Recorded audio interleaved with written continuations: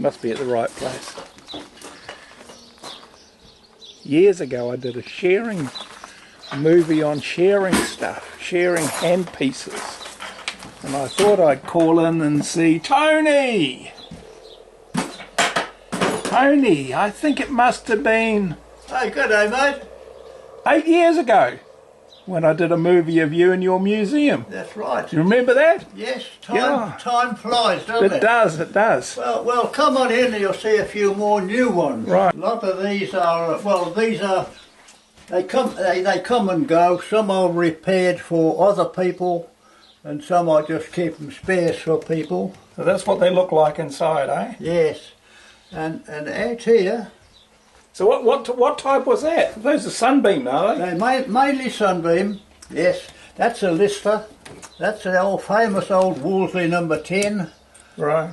Yes. Oh, I've got a fair mixture here. Okay. Yes. Plus more. There's always more. Yeah. And in here, I've had a bit of a rearrangement since I saw you last. Right. I sent a couple of cabinets like that down into the Shearing Museum in Masterton. All right. They're very rare handpieces, and I thought it much nicer if everybody can have a look at them instead of, you know, incidental people coming in and looking at them. Yeah, I sent them down there, plus some others, in some nice cabinets like that. So what's inside that cabinet? Well, you see, that's an old American one. Oh, okay. A Wolseley, a Lister. I think that's another Lister. That's a oh, Never mind. no. Yeah. And that's another. A few of those are the Australian type with a narrow gear. You see. Right, because the unions didn't like it, or the... Oh, no, you don't go into a wool shed with a wide comb. Right. They'd lock you up. Yeah. Yes.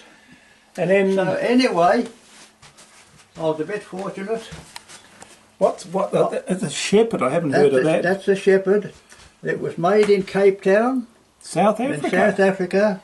And the original owner brought all this broken down gear. It was broken down, it was all parts, and I built them. Gosh. So I bought the, I'll show you something. That's the advertising they did for it. Right. Shepherd, sheep shear. It's in Afrikaans. Oh, really? The language. And on the back here you see, complete breakdown of all the parts. Gee, there's a lot of parts in there, isn't there? Oh, there's a lot of parts, yes. And you can still get new parts for them, or? Well, are they still making them? The man that I bought it off told me that Lister or Sunbeam parts would be compatible. All right. But they're not compatible. Okay. No, so I've had to make a few. That little chrome knob for the oil, that's a different thread. So I've just had to make a bit the new thread. Right, okay. Yeah, there are several, and same as the oil one down here. We've got nothing got fitted, so I've altered the thread to make them fit, but they're good. Right. So, but that was a very worthwhile purchase. Right. And you're still going strong, eh? Oh yes. I've just gone 92 years of age. Boy, oh boy! And, congratulations! And there's a couple of hoggets, one shearing, and I'm going to shear them yet. Really? Okay. Yep. And, wow. I still potter around and repair this and look at that and. My cobber had a what he called a corroboree at his place in Wellington. And he wanted me to send some things for his table. Yeah. Sales table. And I sent him some of those. Right. Old combs that you just can't buy them today. They're all wide, and they made good money. Do they really? Yes, they made very good money. Gee, it's okay. I think I sent it. Well, I shouldn't quote too much. No, don't need. People don't need to know the details. No. But and this thing, I do a bit of fiddling now and again. This is a bit of down tube off the machine, off a shearing machine. This is a spindle out of an old Wolseley with a cog on the back. Now that takes the cogs out of the handpiece. okay, Yeah. right. So it'd be worth its weight in gold, I suppose, if you didn't have one. That's one that I made. It replaces this one, you see. Right. Another one. Another one here. It's a bit of a rough model, that one. Right. But it works. It works all right, yes. Yeah. Well, that's all it has to do, isn't it? Yeah. Yes. By Joves. It's still an incredible collection, isn't it? Yes. And your telephone number's on the card. I'll video that, so some people can contact you if they want to. Yeah. And surely your daughter will look after things when time comes. Well, it's a funny thing. People come in here and their eyeballs sit out on their cheeks and they say, "Oh, blimey, Tony, what are you going to do with it, Tony?" And I say, "What do you mean?" "Oh, well, you know," and they beat round the bush and they say, Yeah. "You're not going to be here forever, are you?" I said, "No." But I said, "If you got your eye on something, I'm going to be here for a long time yet." Right. And they went really quiet. Yeah. Yeah. You know, you had a story about this wooden handpiece. You gave it away, did you? That must have been the one that was in the original movie from 8 years ago or something.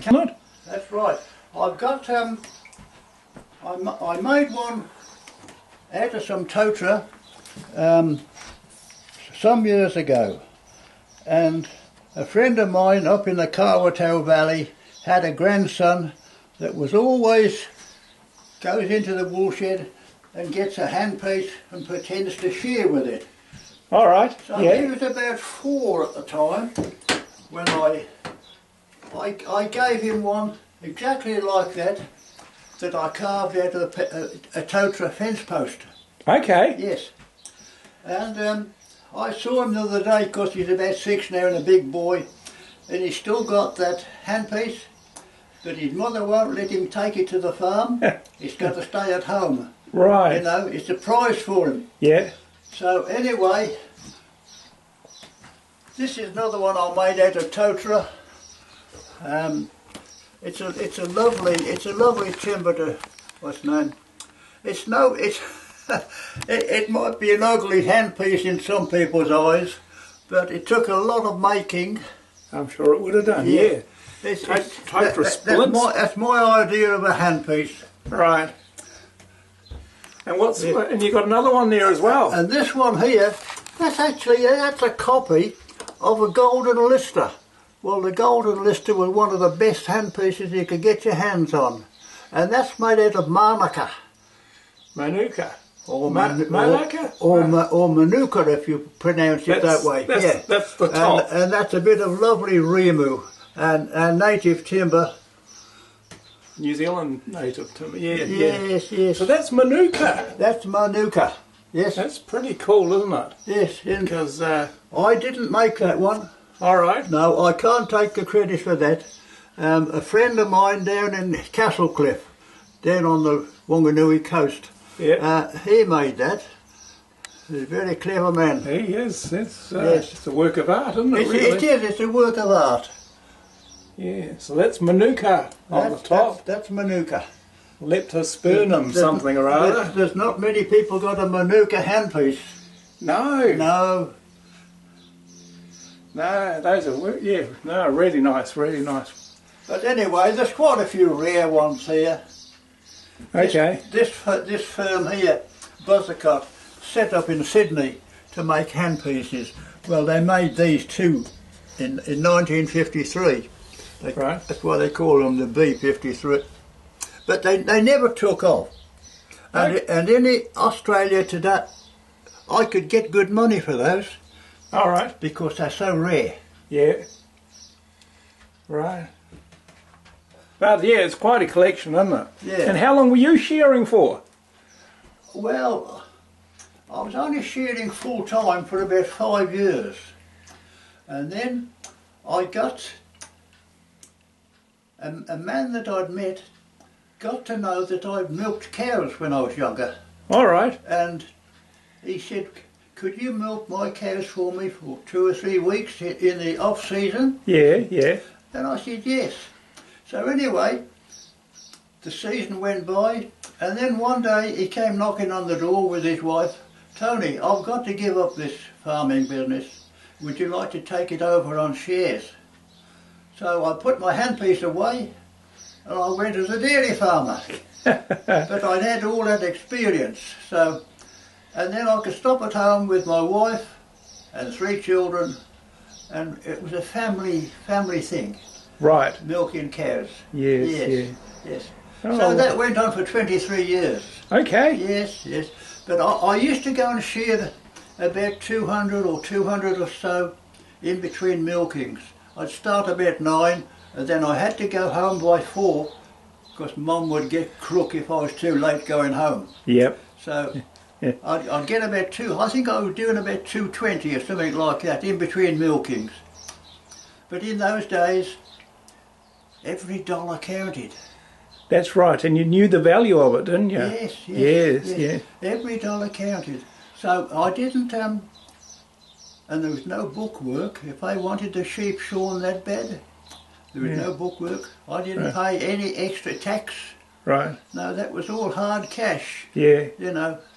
And I'm not the only one that's done that caper, you know. Yeah, yeah, yeah. So anyway. But that's the things that, yeah, they went on, didn't they? And that was life. Yeah, that was, yes, that was the way it was. So it was a wonderful life, yes. And during those years, we bought this piece of land here, 28 acres. And then, in 81 that was, in 86, we said, we'll build a house on it. Right. Yeah. So I brought the tractor with the digger, and I dug the foundations out. Okay. I boxed it up. Yeah. The local people put the concrete base down. Yep. I got another builder man to put the frame up. Yep. And the roof on. Anne and I did everything else inside the house. Wow. Yes. That's we work. I was about 50 something in those days, and Anne, my wife, was 12 months younger, but she was my workmate. right. Yes, we were partners. Yeah. And she could drive a 4-inch nail as well as any man. Yeah. Yeah. Unfortunately, 8 years ago, she took crook and didn't last long. Passed away, but leaves a big hole in your heart. It does. It does. You know. Yeah. But anyway, I've got a wonderful daughter here.